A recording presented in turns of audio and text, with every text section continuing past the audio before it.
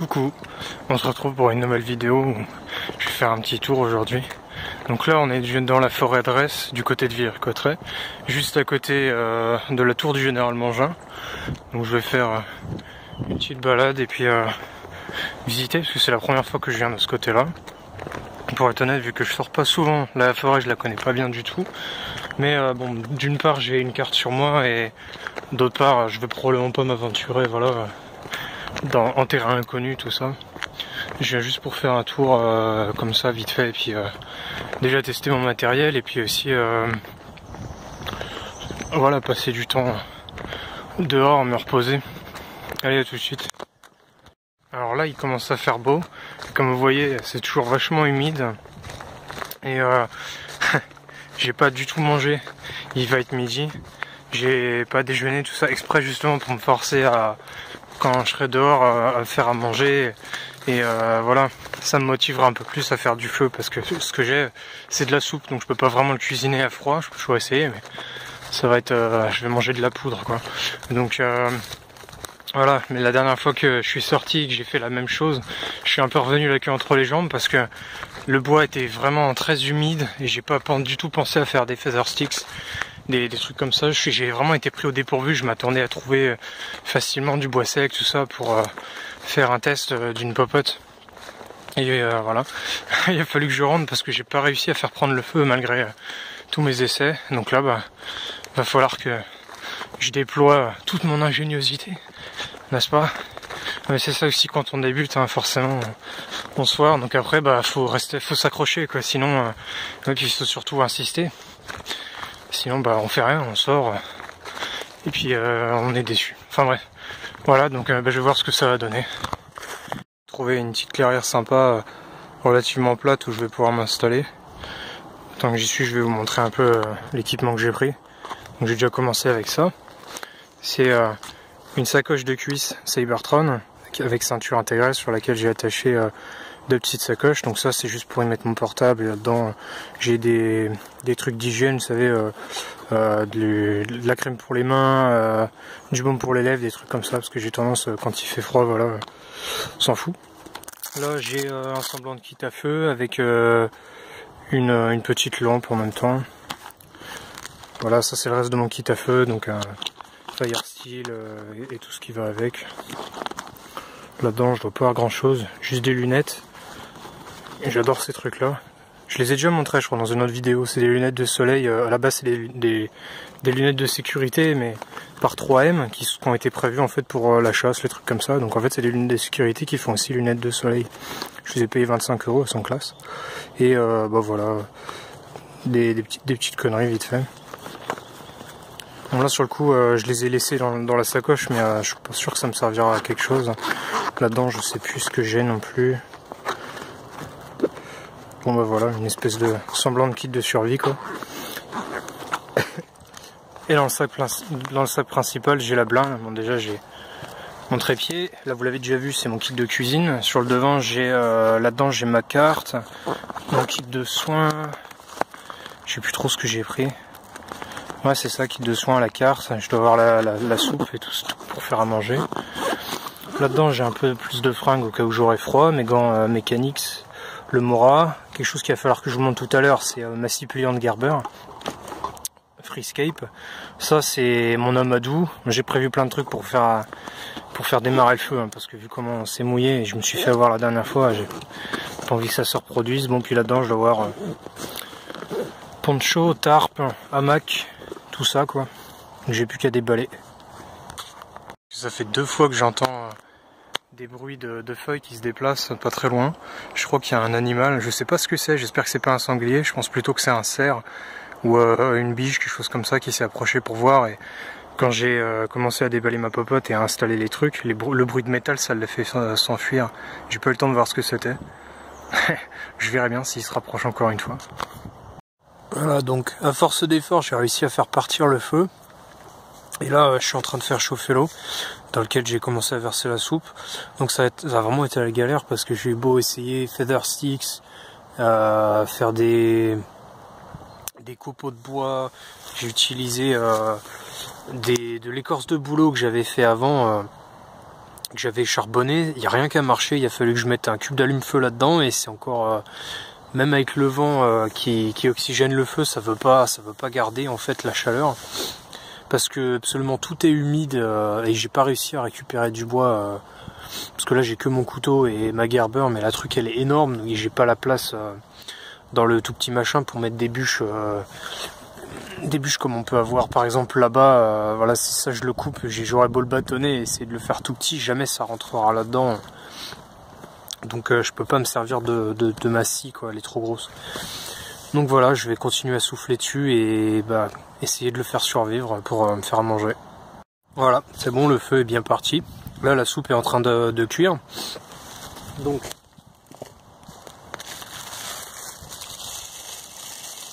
c'est une soupe toute simple, un potage poire aux pommes de terre,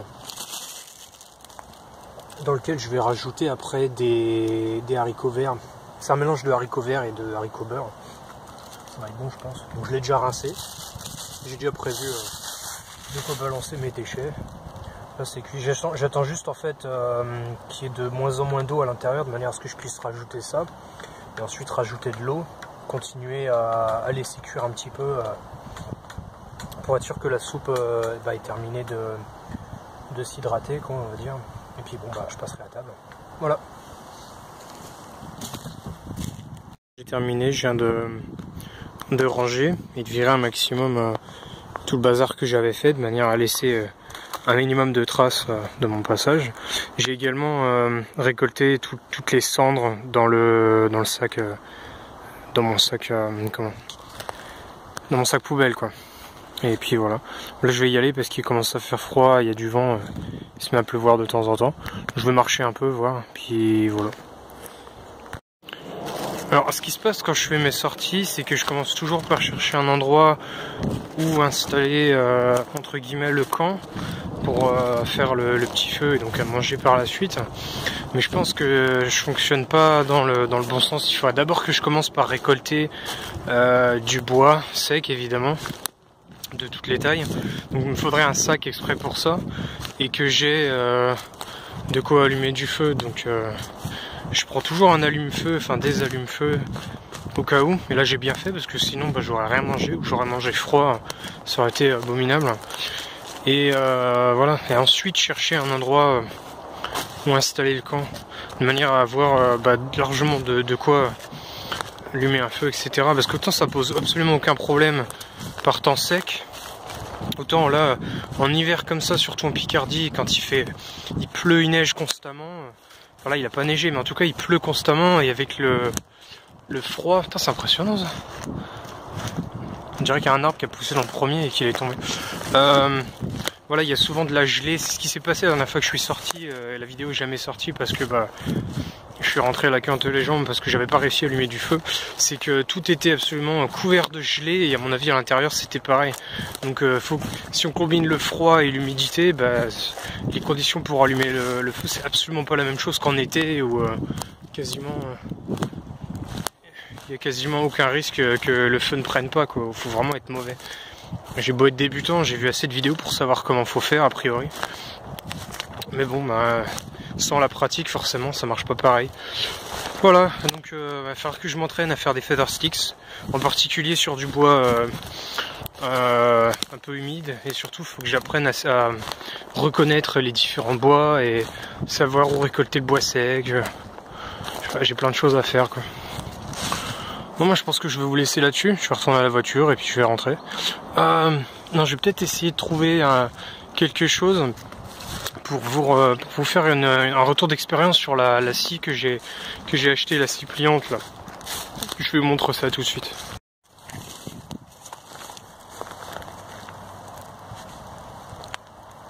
Hey, donc voilà que ça ressemble la Gerber pliée. Donc, vous voyez, c'est vraiment pas très grand. Et niveau poids, je sais pas, c'est à peu près c'est un petit peu plus lourd qu'une scie et la gage, mais c'est pas, je sais pas, c'est un peu moins lourd qu'une hache, j'ai envie de dire. Je l'ai pas pesé. Alors voilà comment ça se déplie, tout simplement avec le crochet qui dépasse. Ça se retourne.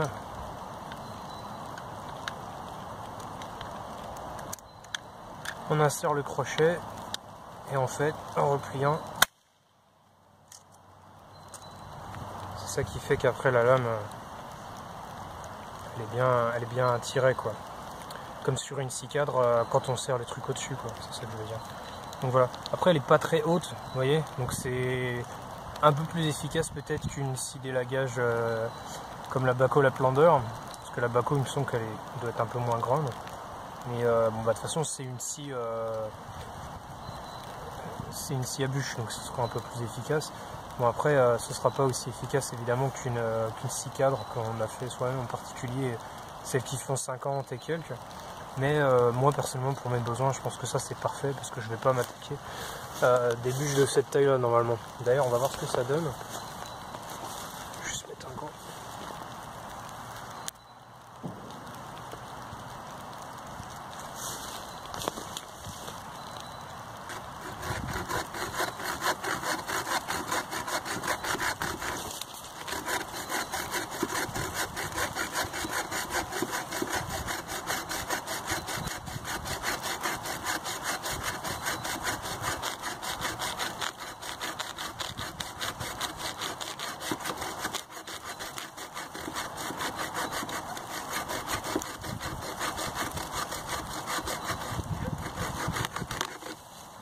Et voilà.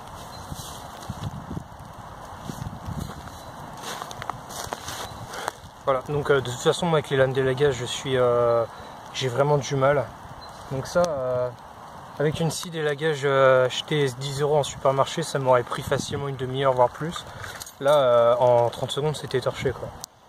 Donc voilà, je trouve ça vachement efficace. C'est la première fois que je l'utilise. Après j'ai déjà eu une scie cadre auparavant, donc je sais que c'est super efficace. En plus la lame c'était une Bahco, donc ça peut que être voilà, probant. Mais voilà la Gerber, j'ai entendu, je sais pas pourquoi il y a un commentaire qui disait que l'acier était absolument pourrave. C'est peut-être vrai, hein, après j'y connais rien, mais voilà. Le gros avantage de toute façon c'est que ça c'est une lame Gerber, mais c'est une lame de taille standard, ce qui veut dire que si jamais elle casse, on n'est pas obligé de racheter une Gerber. D'ailleurs je sais même pas s'ils en vendent, mais on peut remplacer par une lame seulement standard qu'on va acheter dans un supermarché un magasin de jardinage, pardon, magasin de jardinage ou de bricolage, des trucs comme ça. J'ai oublié de mettre le butonnière sur le dessus pour protéger la lame. Bon ben voilà, je m'arrêterai là.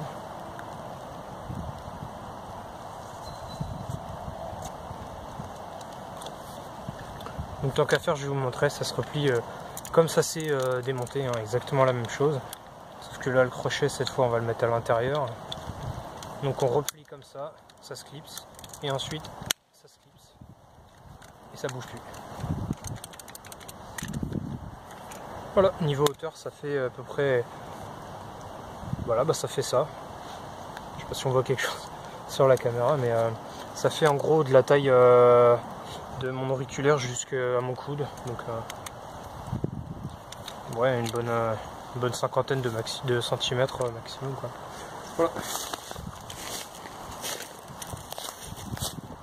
Franchement j'ai trouvé plusieurs arbres comme ça, des bouleaux qui sont tombés. J'en profitais pour faire le plein d'écorce. Bon, là clairement je vais profiter du fait que il y a un peu de mon côté en tout cas une croix de fête sur les bivouacs en ce moment à cause du froid. Bon là comme par hasard il commence à se réchauffer, mais enfin bref, tout ça pour dire que pour me mettre un peu à la randonnée, parce que clairement physiquement ça va pas. En fait pour la petite histoire, ça fait des années que je sors quasiment jamais de chez moi sauf pour aller en cours ou bosser. Je fais rien d'autre que de rester heureusement c'est pas devant la télé, mais c'est pas loin, je reste devant l'ordinateur. Quand je suis pas sur YouTube, je suis sur les jeux ou avec des amis ou pas, peu importe. Enfin c'est pareil, quand je suis avec des amis, on sort pas, on reste ensemble, apéro dînatoire, ce genre de choses, les jeux. Donc du coup voilà, sortir, le sport, tout ça, ça fait des années que j'ai rien fait. Je sais pas pourquoi, mais j'ai eu la chance de pas prendre de poids. Enfin, en même temps je suis végétarien et je mange relativement sain, donc voilà, ça s'y explique cela. Et voilà, en ce qui concerne sur le plan physique, clairement, on va dire que je pars de zéro, quoi. Je suis le stéréotype du geek, vous savez, dans les films de zombies ou les trucs comme ça. Ça y est, j'ai monté une pente avec 5 kilos sur le dos, j'en peux plus là. Je suis en sueur, je galère. Non mais c'est abusé quoi, faut vraiment que je me mette à ça, autant pour m'habituer au lieu quoi, commencer à savoir où se trouve quoi, parce que là par exemple je savais même pas, mais dans le coin on a du conifère, donc si je veux trouver du bois mort c'est l'endroit idéal quoi. Je suis garé juste à côté, donc j'ai refait un tour une fois.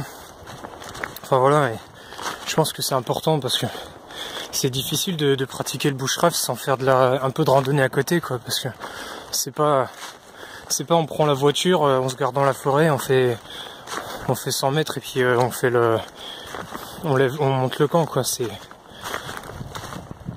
voilà, de toute façon c'est pas comme ça qu'on apprécie la nature et qu'on découvre tout ça. Là on reste dans sa zone de confort quoi.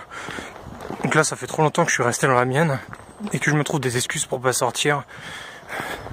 Elles sont peut-être valables, hein. La preuve, trop humide pour sortir faire du feu, bah ouais, c'est pas faux, mais bon, faut que je sorte et que je marche.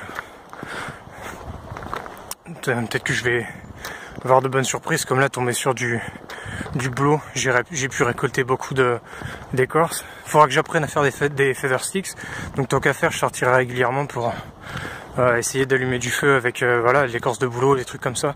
Éviter de plus en plus normalement les trucs qui sont là en cas d'urgence quoi. Typiquement voilà les cubes d'allume-feu, normalement c'est vraiment quand il faut qu'on ait un feu qui démarre mais qu'on n'y arrive pas. Bah on est bien content d'avoir 1 ou 2 cubes d'allume-feu de côté. Moi j'en avais 4-5 là, j'en ai utilisé au moins 3, tellement j'arrivais pas quoi en même temps.